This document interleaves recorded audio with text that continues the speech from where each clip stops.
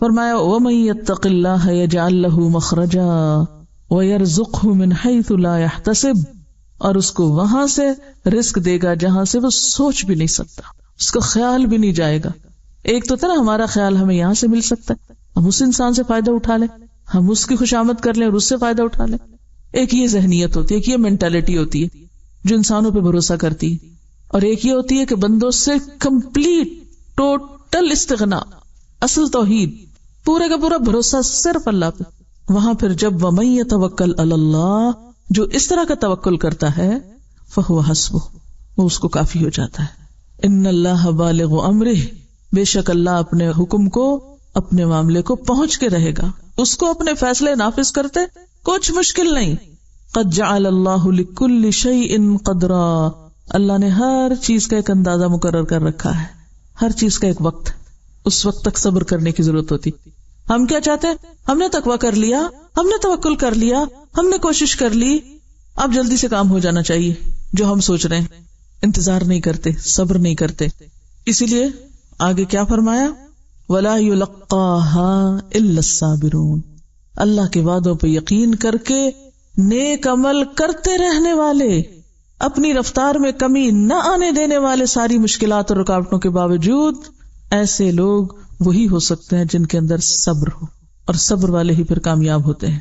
اب دیکھیے کہ یہ جو علم ہے، العلم، حقیقت کا علم، یا میں دین کا علم نہیں کہوں گی، کیونکہ جب میں لفظ دین بولتی ہوں نا پھر آپ اپنی نیند میں چلے رہا دین، پتہ ہے ہمیں دین، حقیقت کا علم، سچائی کا علم، دین یہی تو ہے ہمارا، سچائی کی بات، اصل حقیقت۔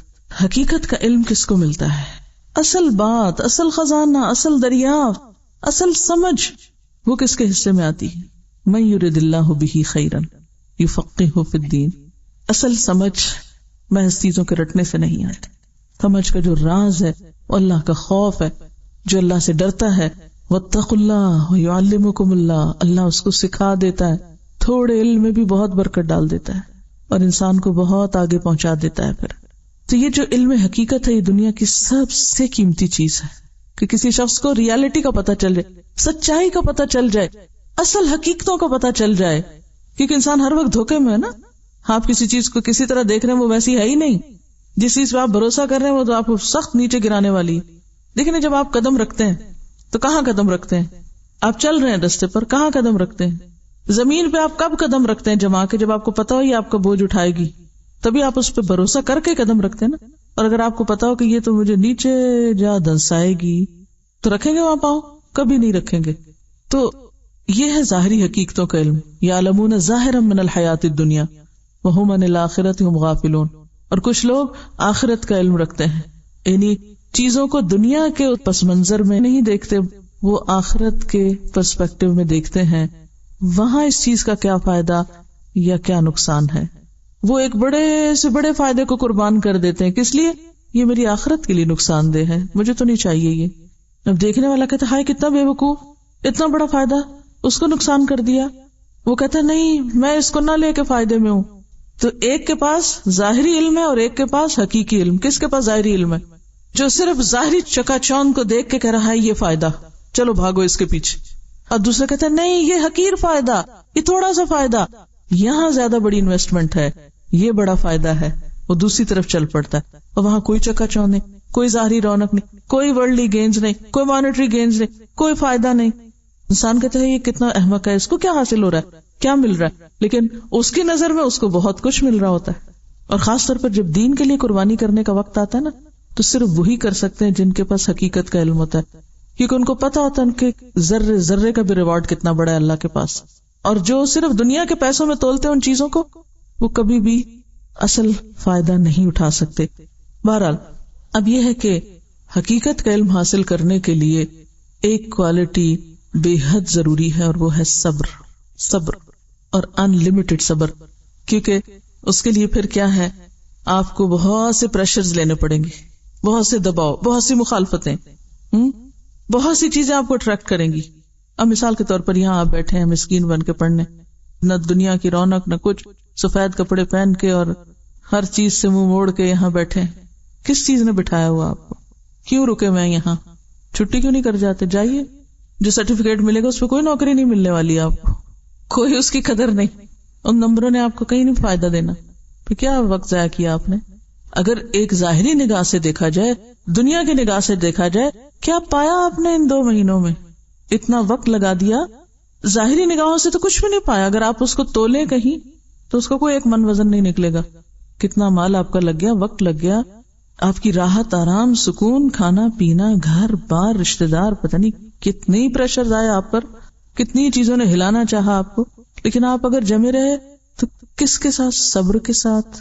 تو یہ صبر ہے جو انسان کو حقیقت کا علم دیتا ہے، اور تب انسان ساری قربانیاں کر کے جمع رہتا ہے اور اس کے پائے استقامت میں لغزش نہیں آتی، کیونکہ اس کو معلوم ہے کہ وہ جو کچھ حاصل کر رہا ہے وہ خیر مما یجمعون، ان سب چیزوں سے اعلیٰ و افضل ہے جو لوگ باہر سمیٹ رہے ہیں اور اکٹھا کر رہے ہیں. تو حقیقت کا علم اس کو ملتا ہے جو ظاہری چیزوں کی چکا چوند سے متاثر ہوئے بغیر اپنا کام کر سکے، جو ڈسٹریکٹ کرنے والی چیزوں سے ڈسٹریکٹ ہوئے بغیر کام کر سکے، جو رکاوٹوں کے باوجود چل سکے، جو نقصان گوارا کرتے ہوئے اصل چیز کو پانے کے لیے کوشش کرے. اب دیکھیں جو کان کن ہوتے ہیں نا، آپ کو پتا ہے کہ بعض اوقات ان کی لائف رسک پہ ہوتی ہے. ڈائیورس سمندر کے اندر جا کے لائف رسک پہ ہوتی ہے، اڑنے والے بہت سے رسک پہ، ماؤنٹینئرس رسک پہ. کیا چیز ان کو خطروں میں ڈالتی ہے؟ وہ بزدل نہیں ہوتے. بزدل لوگ نہ ڈائیور ہو سکتے اور نہ ہی کوئی اور اس طرح کے کام کر سکتے. کیا چیز ان سے یہ سب کچھ کرواتی؟ وہ کہاں سے بہادری ہوئی، کہاں سے جرأت آتی؟ اس کے پیچھے مقصد ہے نا، اسی کے لیے ڈیووشن ہے اور ڈٹرمینیشن ہے. جب تک ہم دنیا میں الجھے رہے نا، دنیا ہماری نگاہ میں رہی، ہم حقیقت کے علم تک پہنچ بھی نہیں سکتے، اس کا قطرہ بھی نہیں پا سکتے جب تک اس سے نہیں اٹھتے. کیونکہ پھر آپ کی پرائرٹیز کچھ اور ہوں گی نا. آپ کو کچھ لوگوں کو خوش کرنا ہے، کچھ ان سے مفادات حاصل کرنے ہیں، کچھ ان کی نظروں میں کچھ بننا ہے، تو آپ تو کچھ اور کام کرتے رہیں گے. تو کرتے رہیے، حقیقت تک نہیں پہنچ سکتے. وہ علم جو آپ کو آخرت کے فائدوں تک پہنچا دے. وہ ایک دعا آپ کو یاد کرائی جاتی، اللہم اقسم لنا من خشیتک ما تحول به بیننا وبین معصیتک. یہ کب آتی ہے وہ خشیت کہ جو انسان کے گناہوں کے لیے روک بن جائے؟ نہیں، یہ غلط کام میں کر ہی نہیں سکتی، چاہے مجھے کتنا مرضی فائدہ ہو، میں یہ جرم نہیں کر سکتی. یہ معرفت الہی سے آتی نا، حقیقی علم سے آتی. ورنہ تو جہاں 4 پیسے دیکھے، تھوڑا سا فائدہ دیکھا، انسان سب کچھ پیچھے چھوڑ کے بھاگ نکلا اس کے پیچھے. فانسلخ منہا فاتبعہ الشیطان فکان من الغاوین. وہ جو کتے کی طرح دنیا کی طرف لپک گیا شخص. ومن طاعتک ما تبلغنا بہ جنتک. یہ ہے نا حقیقت کا علم. ایسی اطاعت دے، ایسی فرما برداری دے کہ جو ہمیں تیری جنت تک پہنچا کے دم لے. اور وہ تبھی ہو سکتی ہے جب انسان ساری اٹریکشن سے نکل کر اللہ کے لیے خالص. ومن الیقین ما تہون بہ علینا مصائب الدنیا. ہمیں ایسا یقین دے. دیکھیں کہ یقین کی دولت ہوتی تو صبر آتا ہے. جب آپ کو اپنی کامیابی کا یقین ہے نا کہ جو راستہ میں نے اختیار کیا یہ درست ہے، یہ سچ ہے، حقیقت یہی ہے، تو پھر کیا ہوتا ہے؟ پھر انسان کے لیے بڑے بڑے مسئلے کچھ مسئلہ نہیں رہتے، کوئی مشکلات نہیں رہتی، بڑی بڑی تکلیفیں تکلیف ہی نہیں رہتی.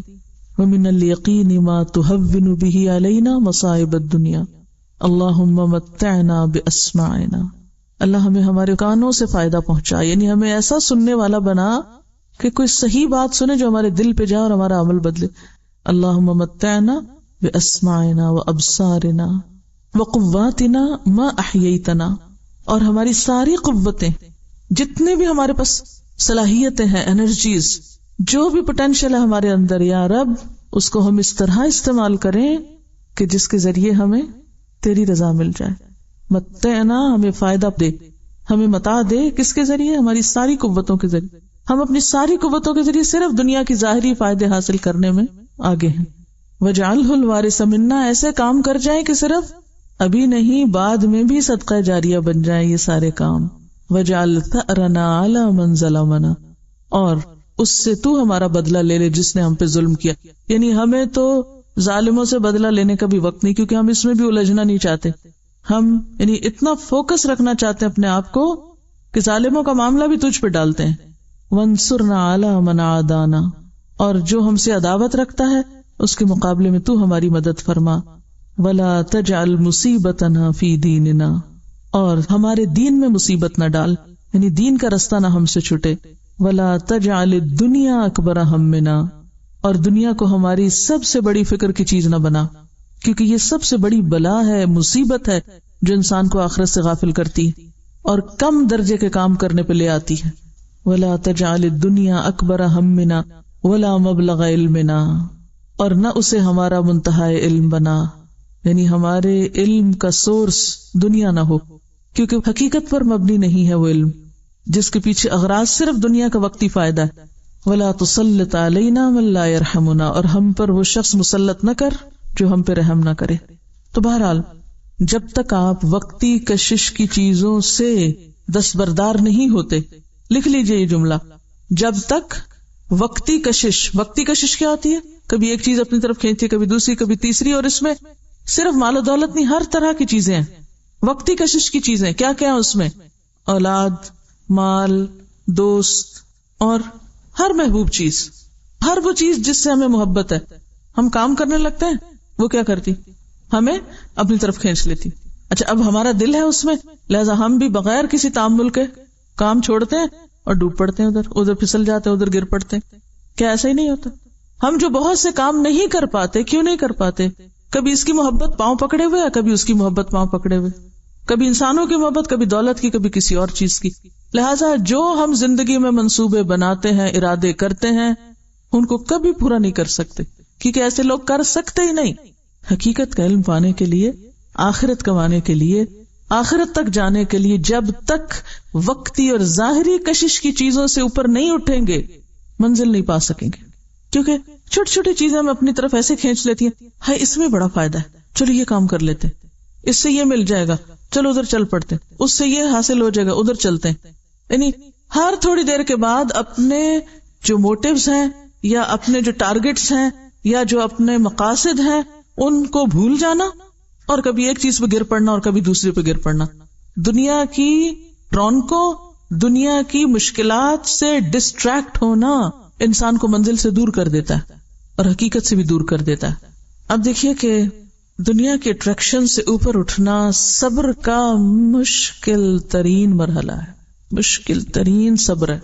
رونقوں کو چھوڑ کر بے رونق چیزوں کو اختیار کرنا، شہرت کو چھوڑ کر گمنامی اختیار کرنا، وقتی فائدوں کو چھوڑ کر بڑے فائدے پر نظر رکھنا، ظاہری نظر آنے والی چیزوں سے پیچھے جا کر اصل کو دیکھ لینا، اس دنیا میں رہتے ہوئے جنت کی خوشبو پا لینا، یہ کون کر سکتا ہے؟ صرف وہی جو انتہائی صبر کرنے والا ہو، سخت صبر کرنے والا. اور جو ایسا صبر نہ کرے اس کا علم اور حکمت میں کوئی حصہ نہیں ہے، علم اور حکمت میں کوئی حصہ نہیں ہے، اس کو خدا کی معرفت گویا ملی ہی نہیں ہے، چاہے وہ بڑی بڑی تفسیریں بھی لکھ ڈالے، وہ علم و حکمت نہیں پا سکتا. ٹھیک ہے، جو شخص ظاہری رونقوں سے اوپر نہ اٹھ سکے، ظاہری چمک دمک سے آگے نہ جا سکے، وہ علم و حکمت نہیں پا سکتا، وہ عمل صالح نہیں کر سکتا. یہ صرف صبر والوں کا کام ہے. اب آپ اگر اس وقت ساتھ ساتھ محدثین کی تاریخ پڑھ رہے ہوتے نا، کچھ کام کرنے والوں کے پیچھے کے حالات اور واقعات پڑھے، تو پھر آپ کو یہ باتیں عمل سے سمجھ میں آتی. صحابہ کرام کے اندر اگر ایک جوہر ہے تو وہ یہی کہ انہوں نے ظاہری رونقوں کے پیچھے اپنا منزل اور اپنا مقام رکھا. دنیا تو جانی والی چیز تھی، چلی گئی ان سے، لیکن وہ جو بلند منزلیں ان کو وہاں ملی، اور سب سے بڑا سرٹیفکیٹ رضی اللہ عنہم ورضوا عنہ، اصل لے کر چلے گئے. اور یہ عام لوگوں کے بس کی بات نہیں. دنیا سے چپکے ہوئے نا، اب جو زمین سے چپک جائے وہ اڑ سکتا ہے؟ زمین سے چپکا ہوا اڑ نہیں سکتا. تو جو شخص دنیا سے چپکا ہوا ہو اسے علم و حکمت ملے گی، اس کو نہیں مل سکتی، اسے سمجھ بھی نہیں آ سکتی یہ باتیں، وہ پھر دو چار ہی کے چکر میں ہوگا. اب کیا ہوا؟ فخسفنا به وبداره الارض، اس کو اور اس کے گھر کو زمین میں دھسا دیا. فما كان له من فئة ينصرونه من دون الله، تو اس کا اللہ کے سوا کوئی بھی ایسا مددگار نہ تھا جو اس کے کام آتا. وما كان من المنتصرین، اور اس کی مدد ہونی بھی نہیں تھی. اصل بات یہ کہ دنیا کا رزق جو ہے نا انسان کے لیے امتحان ہے. یہ اللہ کا فیصلہ ہے، جس کو چاہے زیادہ دے، جس کو چاہے کم دے. تو ہونا کیا چاہیے؟ کم ملے تو صبر کریں، زیادہ ملے شکر کریں، اسی راستے سے کامیابی ہو سکتی. اور اگر زیادہ ملے اور فخر کریں اور کم ملے تو شکوے کریں تو پھر یہ انتہا درجے کی حماقت. اب کیا ہوا؟ وَأَصْبَحَ الَّذِينَ تَمَنَّوْا مَكَانَهُ بِالْأَمْسِ، تو وہ لوگ جو کل تک اس کے مقام کی تمنا کر رہے تھے کاش ہمیں بھی وہ ملتا جو قارون کو ملا. یقولون، اب ان کو سمجھ آ گئی، کہنے لگے وَيْكَأَنَّ اللَّهَ يَبْسُطُ الرِّزْقَ لِمَن يَشَاءُ مِنْ عِبَادِهِ وَيَقْدِرُ، کہ اصل بات یہ ہے جو ہم بھول گئے تھے کہ اللہ اپنے بندوں میں سے جس کا رزق چاہتا ہے کشادہ کرتا ہے اور جسے چاہتا ہے نپا تلا دیتا ہے. یعنی اگر ہمارے کسی بہن بھائی کو یا رشتے دار کو یا آس پاس کے لوگوں کو ہم سے کہیں زیادہ مل گیا تو کیا ہوا، یہ اللہ کا فیصلہ ہے. آپ بھی خوش ہوں اس پر کہ اللہ نے اس کے حق میں نعمت رکھی، نہ کہ حسد اور اپنے آپ کو دیکھ کر پھر رونا دھونا. کیا حکم دیا گیا ہے کہ دنیا کے معاملے میں کس کو دیکھو؟ چھوٹوں کو دیکھو، شکر پیدا ہوگا، اور دین کے معاملے میں اپنے اوپر والوں کو دیکھو تو عمل کی قوت آئے گی. وَأَصْبَحَ الَّذِينَ تَمَنَّوْا مَكَانَهُ بِالْأَمْسِ يَقُولُونَ وَيْكَأَنَّ اللَّهَ يَبْسُطُ الرِّزْقَ لِمَن يَشَاءُ مِنْ عِبَادِهِ وَيَقْدِرُ لَوْلَا أَمَّنَّ اللَّهُ عَلَيْنَا لَخَسَفَ بِنَا، اگر اللہ ہم پر احسان نہ کرتا تو ہمیں بھی دھنسا دیتا، کیونکہ ہم بھی تو وہی بننا چاہ رہے تھے.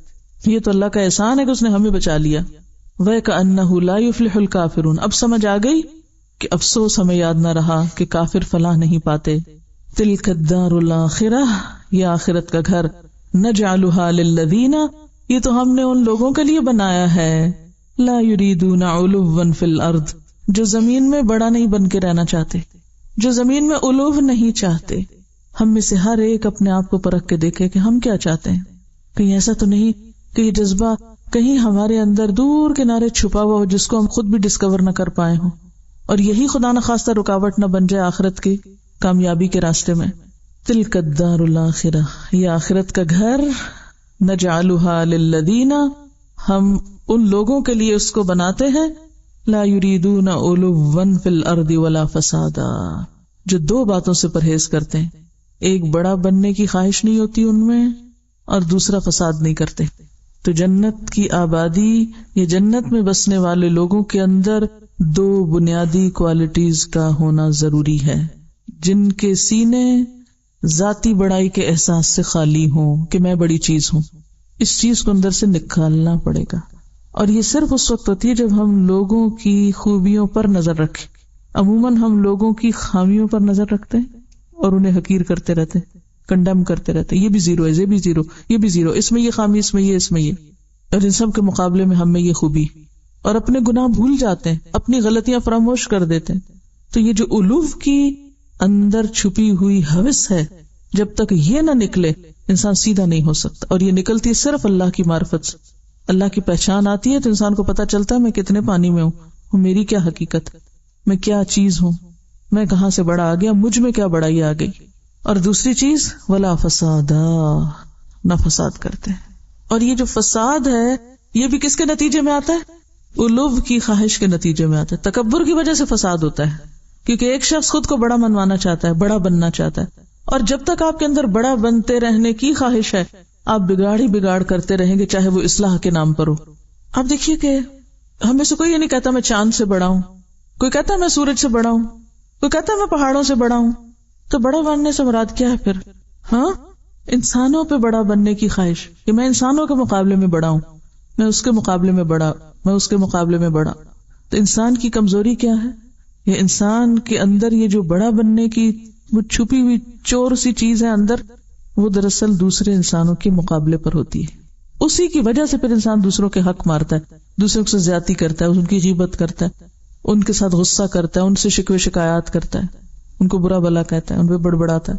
سب خرابیاں یہاں سے جنم لیتی ہیں، سب گناہوں کا منبع یہی بڑائی. اسی لیے فرمایا نا کہ وہ شخص جنت میں جا نہیں سکتا جس کے دل میں رائی کے دانے برابر بھی تکبر ہو. رائی کا دانہ وہ نہیں جنت میں جا سکتا، کیونکہ رائی جتنا بھی رہ گیا نا وہ کینسر، تو اس نے پھر پھیل کے سارے جسم کو لپیٹ میں لے لینا اور ہلاکت کر دینی ہے.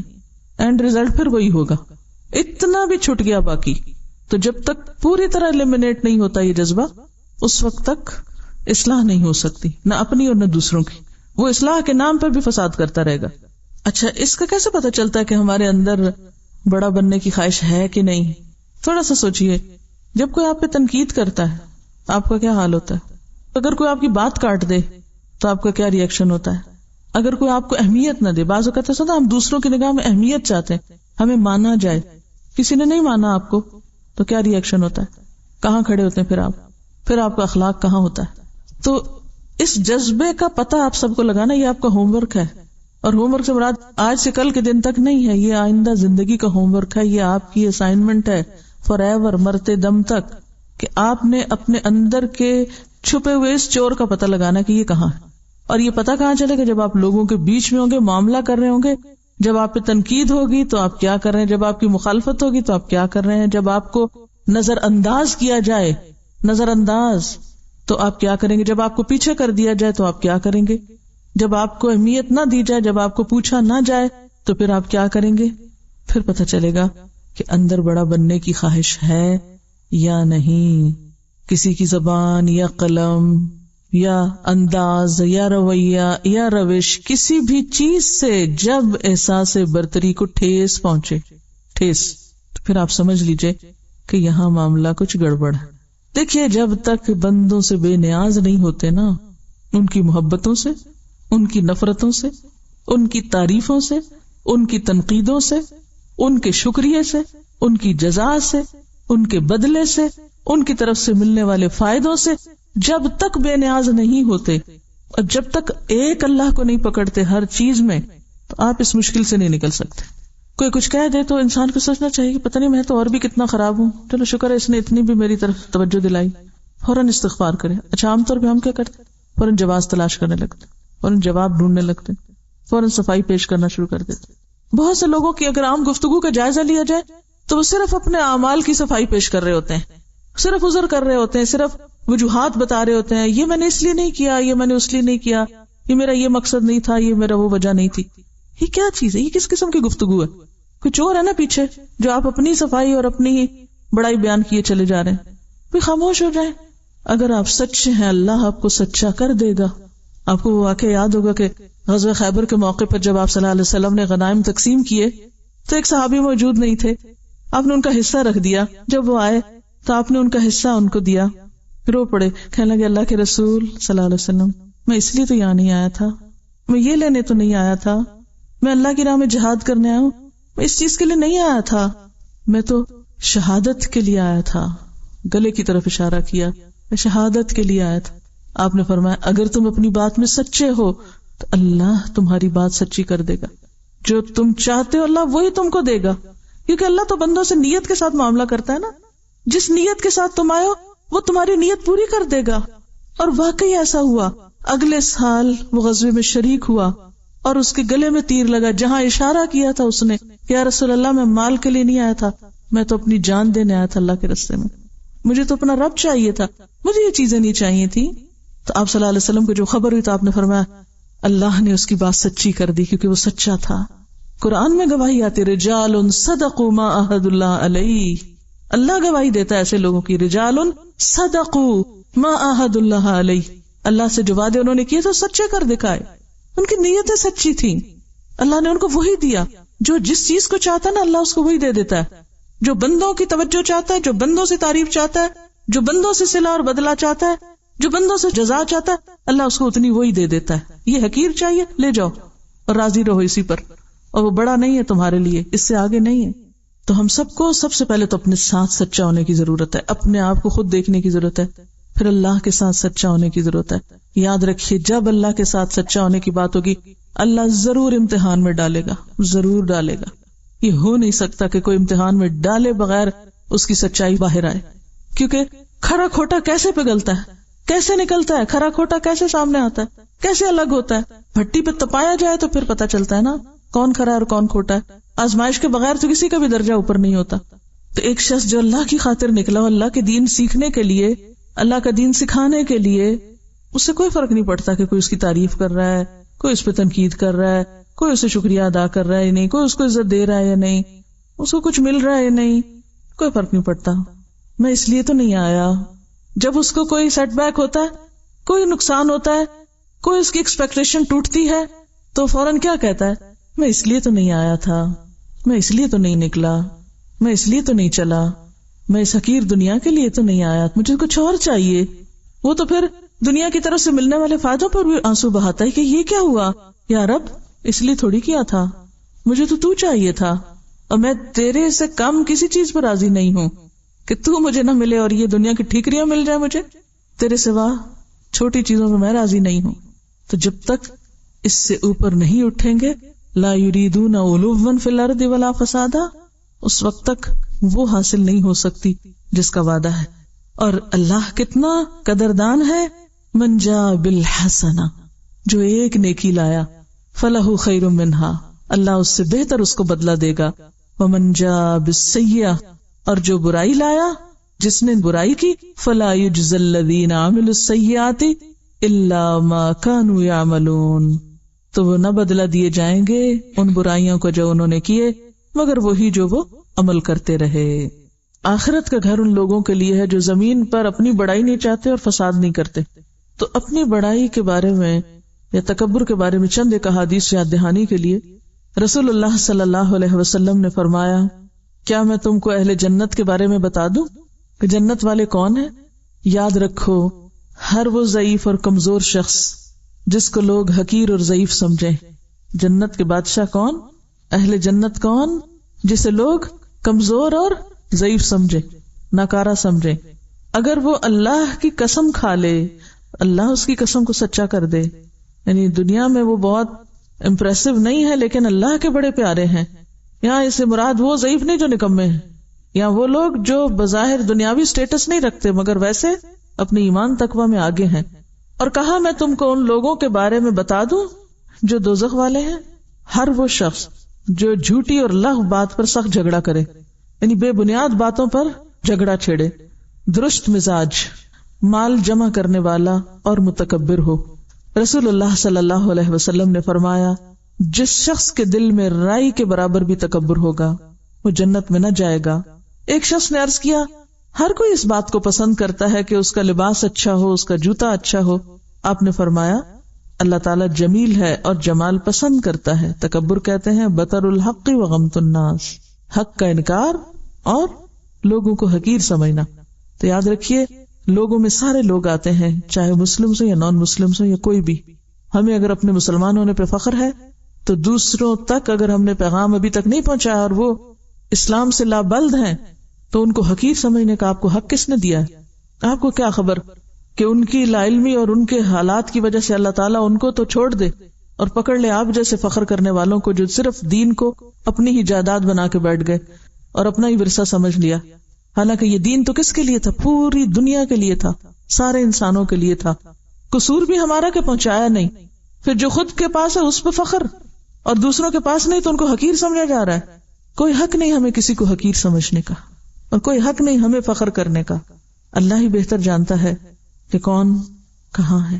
حضرت ابو ہریرہ کہتے ہیں کہ رسول اللہ صلی اللہ علیہ وسلم نے فرمایا، 3 شخص ایسے ہیں جن سے اللہ تعالیٰ قیامت کے دن بات بھی نہ کریں گے، نہ ان کو گناہوں سے پاک کریں گے. ایک تو بوڑھا زانی، دوسرے جھوٹا بادشاہ، تیسرے مفلس تکبر کرنے والا، یعنی غریب بھی اور متکبر بھی ہے بھی کچھ نہیں پاس، کوئی دے تو اس پہ اکڑ بھی. رسول اللہ صلی اللہ علیہ وسلم نے فرمایا، اللہ تعالیٰ فرماتے ہیں، بزرگی میری چادر ہے، عظمت میرا تہبند، پس جو شخص ان دونوں میں سے کسی ایک کو مجھ سے چھینے میں اس کو دوزخ کی آگ میں ڈالوں گا. یعنی کسی کو بڑا بننے کا حق نہیں. لا یریدون علوا فی الارض ولا فسادا.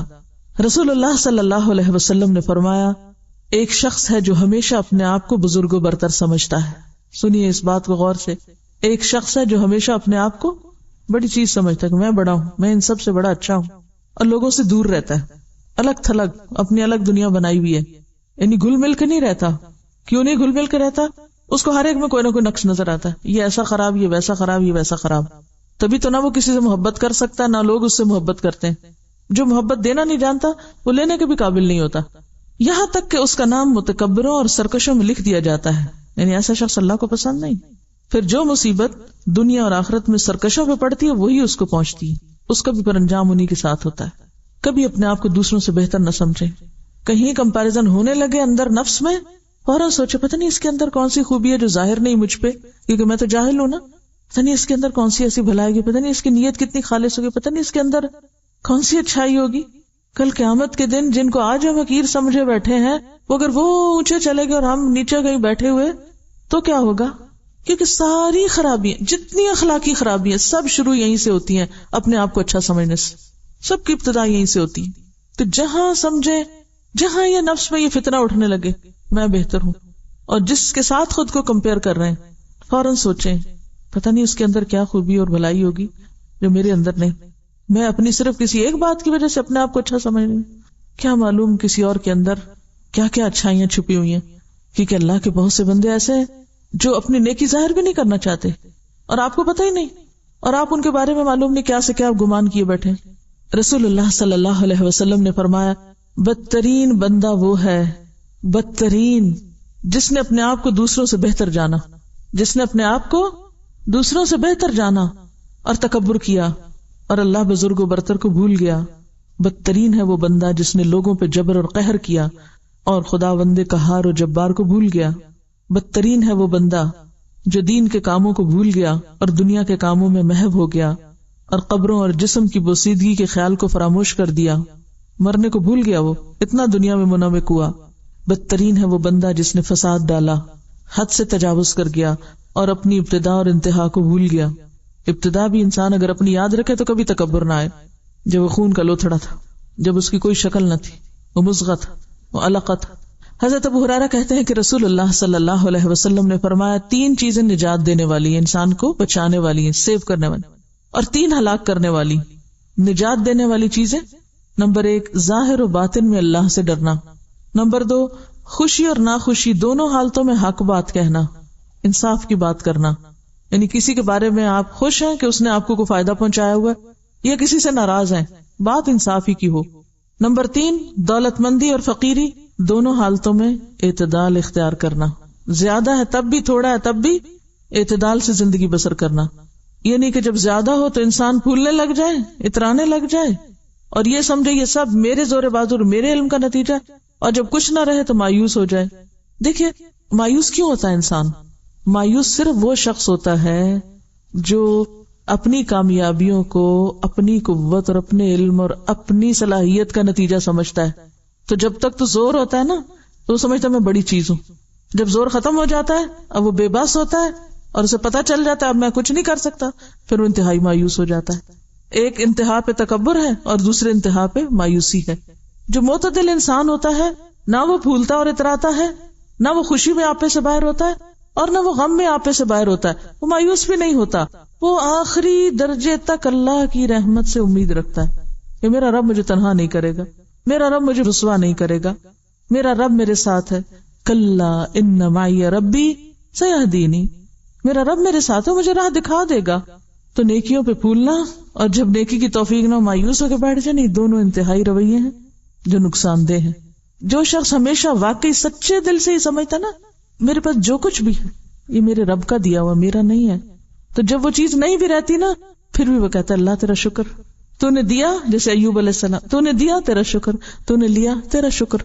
وہ جانے پہ کسی چیز کے ناراض نہیں ہوتا اپنے رب سے، وہ مایوس نہیں، کہتا رب تو نے دیا تھا نا، تیرا مال، تیری امانت. اور یہی وجہ کہ ایسے لوگ بڑے بڑے صدموں میں بھی اپنے آپ کو سنبھالے رکھتے ہیں، وہ اپنے ہوش و آواز گم نہیں کر بیٹھتے، وہ کسی نقصان پر خود کو نہیں نقصان پہنچا دیتے، وہ کسی کے مرنے کی خبر سن کے خود کو نہیں مار بیٹھتے، کیونکہ وہ اعتدال میں ہے. اور ہلاک کرنے والی چیزیں، نمبر 1 وہ خواہش نفس جس کی پیروی کی جائے، یعنی جو دل میں آپ انسان کرنا شروع کر دے، وہ خواہش نفس جس کی پیروی کی جائے، وہ حرص اور بخل جس کا انسان غلام بن جائے، اور آدمی کا اپنے آپ کو دوسروں سے بہتر خیال کرنا. ہم سب اپنا جائزہ لیں. اتنا افسوس اور دکھ ہوتا ہے بعض اوقات اچھے بھلے دیندار پڑھے لکھے لوگوں کو کہ جن کو تھوڑی سی 4 باتیں دین کی پتہ چل جائے وہ باقی سب کو بے وقوف سمجھنے لگتے ہیں اور حقیر سمجھنے لگتے ہیں اور اپنے آپ کو بڑی چیز سمجھنے لگتے ہیں. ہر ایک پہ انگلی اٹھانا پھر فرض سمجھتے ہیں، ہر ایک کی غیبت کرنا اور پیچھے بیٹھ کے ان کی باتیں کرنا، ان کے نزدیک پھر کوئی وہ برائی نہیں رہتی اس میں.